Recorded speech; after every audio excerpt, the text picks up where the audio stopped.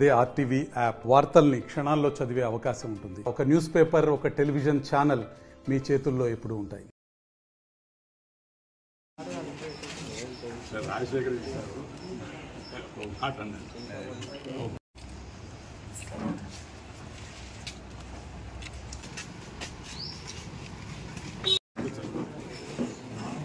చెప్పచ్చా?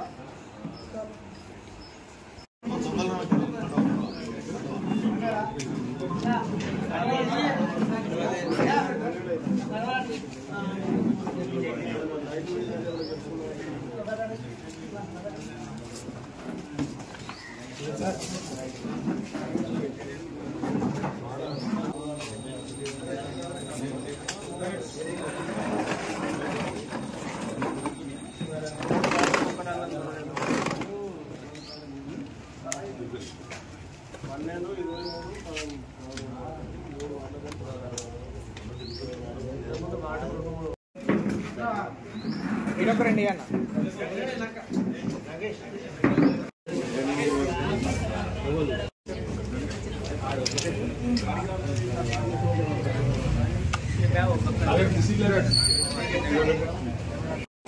అధికారులు municipal commissioner ఒత్తిడి వల్ల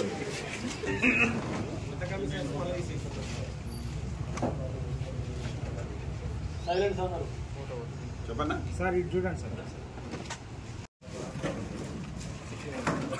చెప్పన్నా ఎన్ని సార్ల ఎన్నికలు జరిగినప్పటికీ, ఎన్ని సార్ల ఎమ్మెల్యే గెలిచినప్పటికీ ఈఆర్టీ పరిస్థితి ఇంతమంది గతంలో గెలిచిన ఎమ్మెల్యే ఏ ఒక్కరు కూడా ఈ పద్ధతిని అవలంబించలేదు. సేమ్ రాష్ట్రంలో కూడా కాంగ్రెస్ పాలన పూర్తిగా కక్ష సాధింపు, ఇచ్చిన మాట ఎగబెట్టే కార్యక్రమం, 6 గ్యారెంటీలు, 4 హామీలు, ఏది చేయకపోతే తప్పుడు కేసులు పెట్టి ఎందరిని లోపడేసిన సందర్భాలు ఇవన్నీ చూస్తుంటే ఇలా ఏ ప్రాంతంలో మీరు ఎవరు ఎంక్వైరీ చేసిన రాష్ట్రంలో మళ్లీ కాంగ్రెస్ ప్రభుత్వం రాదనేది ఇది ప్రతి ఒక్కరి మాట. ఇక మంచాల విషయానికి వస్తే, మరి ఇక్కడ స్థానిక ఎమ్మెల్యే ఎన్నో అంటే దాడులు, తప్పుడు కేసులు, అధికారులతో కేసులు పెట్టించే కార్యక్రమం, భూములు కబ్జాలు చేసే కార్యక్రమం, వాళ్ళతో సెటిల్మెంట్ చేసే కార్యక్రమం, ఎన్నో అంటే ప్రతి ఒక్కరికి ఇబ్బంది కలిగే కార్యక్రమం మరి ఇక్కడ జరుగుతున్న సందర్భంలో గులాబీ జెండా ఈ మంచాల నియోజకవర్గంలో 100% గులాబీ జెండా ఎగురుతుంది. ఇలా కార్పొరేషన్ అధికారులు ఉన్నారా? ఓ కమిషనర్ అయితే ఆయన భయపడి వెళ్ళిపోయాడు.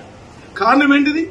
దయచేసి అర్థం చేస్తుంది. ఎందుకు వెళ్ళే కమిషనర్ అంటే ఏది చెప్తే అక్కడ సంతకం పెట్టాలి, చేయని పనికి బిల్ రాయాలి, తప్పుడు బిల్లు చేయాలి అనేది డెఫినెట్ గా అక్కడి నుంచి హుకుం చేశాడు.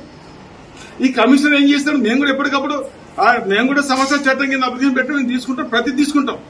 ఆయన భయపడతాడు డెఫినెట్ గా. ఇలా తప్పుడు సంతకాలు పెట్టి తప్పుడు బిల్లు ఇస్తే ఆయన ఉద్యోగానికి ముప్పు కలుగుతుంది అనేది ఇలా కమిషనర్ ఏంటంటే అర్థం ఏంటిదండి? గతంలో వాళ్ళ కమిషనర్ వేనరా? ఇవాళ వేనరా? మాయంలో వాళ్ళ వేనరా? చెప్పండి. ఇలా ఒత్తిడి, ఇది నేను చెప్పడం కాదు. ఇలా అడగండి మీరు కమిషనర్ అంటే ఆయన చెప్పకపోయినా చెప్తాడు కదా. ఇవాళ కూడా చెప్పడం జరుగుతుంది అధికారులకు. ఒక అధికారి ఇలా ప్రభుత్వాలు మారుతుంటాయి కానీ అధికారులు మటుకు మారు. అధికారులు మారు, వాళ్ళే మీరుంటారు. ఇలా చేసిన తప్పులు మళ్ళీ 3 ఏళ్ళ తర్వాత మీకు ఏమైతే చెప్పండి? మీరు ఉద్యోగాలు ఉండగలుగుతారా? మళ్ళీ సంతకం పెట్టగలుగుతారా? కొన్ని సందర్భాల్లో ఇంకా తప్పు చేస్తే ఇంకా చట్టపరంగా ఏముండదు అది ఉంటుంది. చట్టపరంగా ఏదో అది ఉంటుంది. ఈరోజు గుట్టలు మాయమవుతున్నాయి, చెర్లు మాయమవుతున్నాయి. ఒకటి ఎంత ఇన్ని చేస్తుంటే గోదావరిలో 2,000 టిప్పలు పోతే అడిగే నాదులు లేడు. ఇంటిగ్రేటెడ్ మార్కెట్ ఇది ఏం పర్మిషన్ లేకుండా కూలగొడితే అడిగే నాదులు లేడు. స్వయంగా జంక్షన్లు ఇది తక్కువ చేస్తామని స్వయంగా మాట్లాడితే దాన్ని కూలగొడితే అధికారులు సప్పుడు లేదు. ఇన్ని చేస్తుంటే చెప్పండి. అక్కడ గుట్టలు మాయమైపోయినాయి. స్వయంగా వాళ్ళు ఇచ్చారు. నేను అక్కడ హైదరాబాద్ కంప్లైంట్ చేశాను.